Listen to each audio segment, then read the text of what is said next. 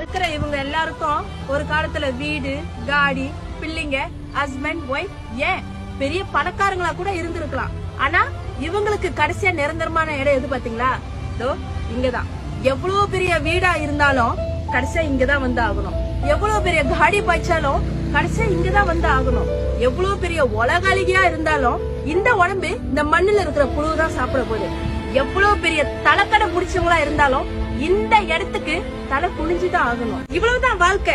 பிறப்புக்கும் இறப்புக்கும் நடுவுல இருக்கிற இந்த வாழ்க்கையில அப்பப்பா எவ்வளவு பொறாம போட்டி. ஒருத்தவங்க நல்லா இருந்தா வயிற்றுல ஏதாச்சும் பண்ணிரணும், அவங்கள அசிங்கப்படுத்திடணும், அவமானப்படுத்திடணும், ஒருத்தவங்களோட குடிய கெடுத்துடணும். இது எல்லாத்தையும் பண்ணிட்டு கோவிலா போயிட்டு பாவத்தை கழிக்கிறது. கடவுள் காப்பாத்திடுவாரா? என்ன ஆட்டம் ஆடினாலும் கடைசி இங்கதான் வந்து ஆகணும். சோ முடிஞ்ச வரைக்கும் வாழ்ற இந்த வாழ்க்கையில யாருக்கும் கெடுதல் நினைக்காம, ஒருத்தவங்களுக்கு உதவி செய்யலனாலும் பரவாயில்ல, அவங்களோட கண்ணீருக்கும் மன கவலைக்கும் ஆளாகாம இருந்தாலே போதும். அடுத்த ஜென்மத்துல மனுஷனா பொறுப்புமா நமக்கு தெரியாது. இப்ப இந்த ஜென்மத்துல மனுஷனா இருக்கிற வரைக்கும் கொஞ்சம் மனிதாபிமானத்தோட இருந்துட்டு போயிருவோமே. என்ன நான் சொல்றது?